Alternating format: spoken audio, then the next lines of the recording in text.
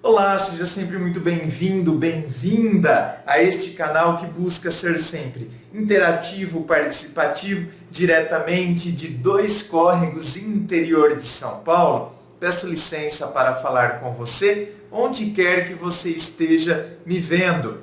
Vamos ao e-mail de hoje. Dele que diz assim: Olá André, meu nome é tal, moro no Japão. Oh, como diz o Serginho Grosso, no Japão! Moro no Japão há 6 anos. Gostaria de dizer que seus vídeos estão me ajudando muito. Muito obrigado. Estou passando por uma situação difícil. Fui deixado por minha ex e não consigo tirar ela da cabeça. Acordo pensando nela. Será que isso é amor ou obsessão? Olha, não é? Sucintíssimo, simplesmente com uma pergunta, uma indagação no fim. Amor ou obsessão? Então, eu vejo o seguinte. Meu querido, uma coisa não exclui a outra. Veja bem, será que é amor ou é obsessão? Ela me deixou, não é? Você disse isso. Ela deixou você. Você foi deixado por ela. Então, o que acontece? A partir do momento em que você finaliza o e-mail perguntando amor ou obsessão, significa você está dando a chave para mim, você está me dizendo que você a amava. Ou seja, que você tinha amor por ela. Então, o que acontece? Quando a gente tem certeza que a gente desenvolveu um sentimento de amor por alguém, que é um sentimento nobre, um sentimento muito bonito, um sentimento realmente que ele mexe com as nossas estruturas emocionais, o amor nos desorienta. O amor deixa as nossas certezas incertas. Não é verdade? O amor faz isso com a gente. E então, quer dizer, o amor mexe com as nossas estruturas emocionais. Sim, faz isso? Faz. E aí o que acontece? A gente cria expectativas, a gente projeta futuro. Por quê? Porque é um sentimento que sim, está nos fazendo bem. Todas as vezes que eu digo aqui que em primeiro lugar a gente tem que estar bem com a gente mesmo, não significa que a outra pessoa não me faça bem. Não é porque eu estou bem comigo mesmo que a outra pessoa que eu amo não está me fazendo bem. Por que eu vou estar com uma pessoa que não me faz bem? Eu vou desenvolver amor por alguém que não me faz bem? Aí já pode ser outra coisa, né? Outros transtornos que não amor. Mas o amor eu desenvolvo por uma pessoa que está me fazendo bem e, portanto, eu me sinto sim. Não é? Me sinto bem-estar. Então uma coisa não exclui a outra. Quando eu digo que em primeiro lugar a gente tem que estar bem com a gente mesmo, não quer dizer que a outra pessoa que eu vou amar não me fará bem, não me trará bem-estar. Sim, claro que sim. Por que eu vou querer ficar do lado de uma coisa entre aspas, de uma pessoa que não me traz bem-estar, que não me faz bem? Se a pessoa não me faz bem, não me traz bem-estar, então eu tenho que começar a colocar algumas interrogações, eu tenho que começar a questionar. É aí que entra dentro da toda aquela teoria que eu falo do que eu quero para mim, não é? De colocar na balança, de avaliar a situação, de olhar a realidade tal qual ela é. Enfim, tá. Então, tudo isso por quê? Não quero me estender muito, tendo em vista até que o seu e-mail foi curtíssimo, 3 linhas. Então o que acontece? Você amou. Essa pessoa te fazia bem. Não é? Você tinha amor, essa pessoa te fazia bem. Então o que acontece? quando algo nos faz bem, a gente quer que ele dure. Olha a eternidade aí, onde se encontra a raiz da eternidade e viveram felizes para sempre. Porque é algo que nos faz bem, então a gente projeta uma eternidade. Eu quero estar ao seu lado por todo o sempre. Porque a gente acredita que esse bem-estar se permanecerá, se perdurará, e nós queremos que esse sentimento, que esse estágio, que esta sensação de bem-estar se perdure por todo o sempre na nossa vida. Justamente porque é um sentimento que nos traz bem-estar, nos faz bem. Então a gente projeta futuro, a gente cria expectativas. Os projetos que criamos, a gente já inclui esta pessoa que tanto nos trouxe um bem-estar também, apesar de estarmos bem com a gente mesmo, esta pessoa também nos trouxe um bem-estar, nos complementou, não completou, nos complementou. Então a gente projeta um futuro e de repente todos esses projetos, todo esse bem-estar, tudo isso que nutríamos, toda essa construção que eu estou falando até agora, de repente a gente tem que lidar simplesmente com a ausência de tudo isso.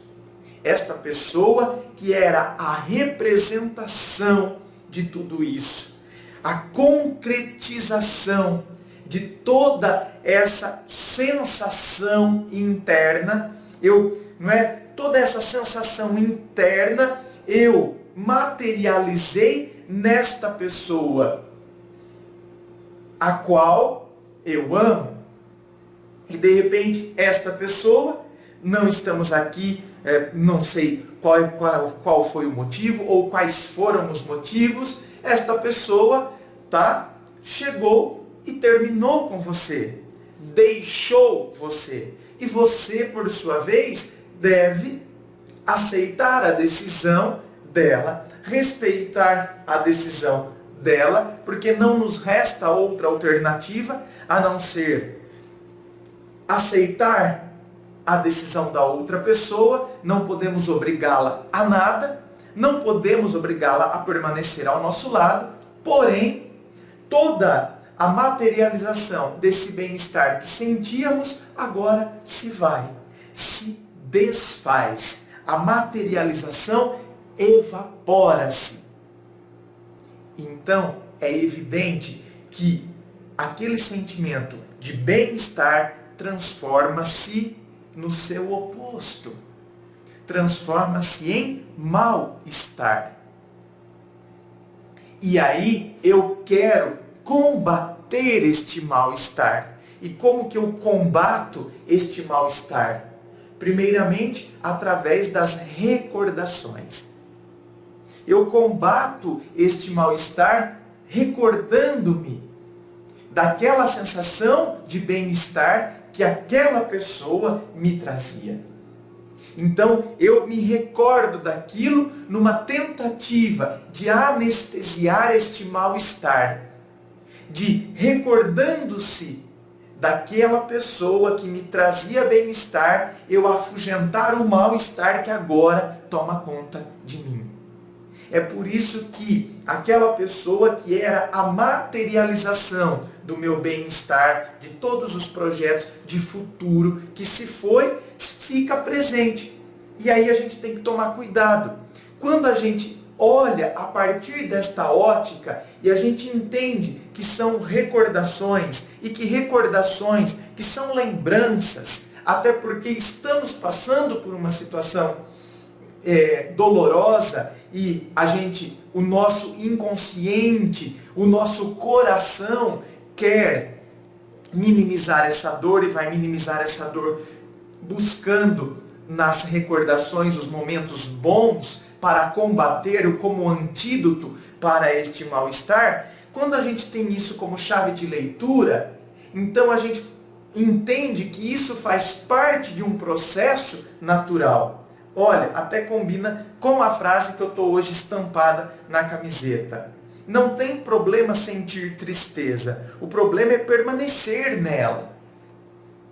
Então não tem problema você sentir tristeza. O problema é você permanecer na tristeza. É você alimentar esta situação cada vez mais. É você entregar-se às recordações sempre, sempre, sempre. Uma coisa é você saber que eu vou me recordar porque foi uma pessoa que me marcou. Era uma pessoa que me trouxe o bem-estar também. Uma pessoa que complementou. Eu já era uma pessoa feliz antes de conhecê-la? Sim, era. Vivia tranquilo, vivia bem. Mas ela complementou esse estágio e eu projetei nela futuro, projetei nela expectativas e agora ela se foi. Ela me deixou. E diante disso, é natural que eu me sinta então perdido, desorientado, desnorteado. E vou ficar com as lembranças. Coisas me lembrarão, situações me lembrarão. E aí eu tenho que então prestar atenção nisso para eu não fazer com que essas recordações e essas lembranças se transformem no que você chamou então de obsessão. Porque aí, você entende? A gente fica tão focado nisso, a gente quer a toda hora quer saber, a gente não quer desvincular. Sabe quando a gente gruda, eu não quero largar, eu não quero soltar, eu não quero largar, tem uma expressão aqui no interior, eu não quero largar o osso. O cachorro, ele não quer largar o osso. Eu não quero largar. Então aquilo se transforma uma obsessão. É igual, por exemplo, é muito bom ter dinheiro? Claro que sim. Mas o dinheiro pode se tornar uma obsessão. E aí então é onde entra a avareza. A pessoa se torna avarenta. Ela vive, ela está obcecada pelo dinheiro. Você entende a diferença? Uma coisa é a gente saber que o dinheiro, sim, o dinheiro nos proporciona muitas coisas boas e é bom ter dinheiro e a gente tem que lutar para tê-lo. Outra coisa é a pessoa que fica obcecada por aquilo. Fica obcecada pelo dinheiro e se transforma então numa pessoa avarenta. Então a gente só tem que analisar as nossas próprias atitudes, a gente tem que fazer um autopoliciamento para a gente então perceber que as recordações e as lembranças são naturais neste processo, mas se a gente ficar muito focado em cima, pode se tornar uma obsessão. Algo que a gente não quer desgrudar. Como se eu desgrudar disso, eu estou abrindo mão da possibilidade de eu ser feliz. E quando não é assim, a felicidade está comigo. Ela se foi e agora eu tenho que me reconstruir. Eu tenho que dar ressignificação a muitas coisas na minha vida e no meu caminhar. É claro que o toque, o transtorno obsessivo compulsivo é outra história, é outro departamento, eu não tenho nem propriedade para falar, isso aí é da área da psicologia, da área da psiquiatria, não é da minha área, né, filosófica. Eu vou me aventurar a falar sobre o transtorno obsessivo compulsivo, entende? Mas existem tantas e tantas situações que estão ali por detrás que pode fazer com que a pessoa tenha o transtorno obsessivo compulsivo e a pessoa sofre muito com isso. Ela sente necessidade de fazer a repetição de determinados gestos. Por exemplo, ela se torna obsessiva em fazer aqueles determinados gestos, lavar a mão, enfim, não pisar em pisos irregulares. Enfim, existem o que antes as pessoas diziam de tiques. Ele tem um tique, ele tem uma mania, só que isso levada ao extremo. Uma coisa é você falar, eu tenho um tique de, antes de dormir, às vezes eu olho embaixo da cama. Outra coisa é isso levado ao extremo, que se torna obsessivo. E que se eu não fizer algo muito ruim, vai me acontecer. E aí a gente tem que começar a policiar essas pequenas coisas. Acho que eu já até citei esse exemplo em alguns outros vídeos, mas eu cito de novo. Eu me recordo que eu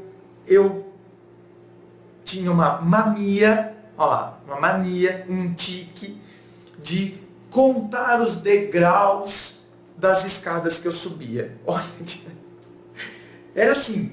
E aí começou a se transformar em algo automático em mim. Entende? Eu chegava numa escada, eu começava a subir, então eu me desligava, se tinha alguém conversando comigo, eu já nem prestava mais atenção no que a pessoa estava dizendo, para contar os degraus. 1, 2, 3, lógico, eu ia contando baixinho, não é?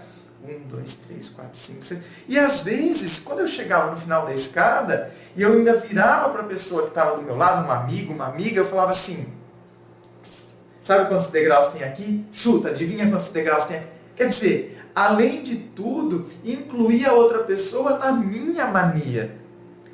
Depois, e olha como as coisas, por isso que eu falo que o conhecimento, ele nos liberta. Porque quando eu comecei um dia a ler sobre o que era o transtorno obsessivo compulsivo, eu li sobre isso, eu pensei, pera lá, o negócio, o lance da escada pode se transformar numa obsessão para mim. Eu preciso contar os degraus, toda escada que eu quero subir, eu quero contar. Chegou, e aí eu cheguei à conclusão, por exemplo, tinha escada que quando eu estava na metade, eu me lembrava que eu não tinha contado, eu voltava. Olha como estava virando uma coisa obsessiva. Num estágio muito iniciante ainda, né? Inicial. Mas eu precisava voltar e começar a contar. Aí eu pensei, não, isso pode se tornar algo obsessivo em mim. Eu vou abolir isso. Eu chegava diante de uma escada, o meu cérebro já pensava em começar a contagem. Aí eu já pensava em outras coisas. Quando menos eu dava conta, aí eu falava, eu mesmo vou enganar o meu cérebro. Quando eu já colocava o pé, o meu cérebro já começava automático. Eu já começava 200, 201, 204. Pronto. Acabou. Você entende? Eu eliminei isso antes que isso se transformasse em algo pior. Numa situação pior. E aí a tendência é a pessoa ir aumentando. Enfim, e é uma situação horrível. Só quem passa por isso é algo realmente, não é? Que a pessoa precisa depois fazer até tratamento e tal. E isso pode, eu estou usando esses exemplos para elucidar o que é obsessão, por exemplo, que a pessoa pode desenvolver, por exemplo, sem achar que é porque ama, é por isso que eu fico pensando, é por isso que eu... E ela não percebe que, na verdade, ela não está deixando ela seguir a própria vida. Ela transformou a outra pessoa no seu objeto, no qual eu fico obsessivo por ela. E eu vou alimentando isso. Então a gente tem que combater. Por isso que eu dei o exemplo da escada. Quando a gente percebe quantas são as pessoas que pós-término de relacionamento, elas, de 10 palavras, 11, elas falam na pessoa que abandonou e que deixou elas. E elas não percebem que elas estão sendo chatas. Que os amigos já não estão aguentando mais.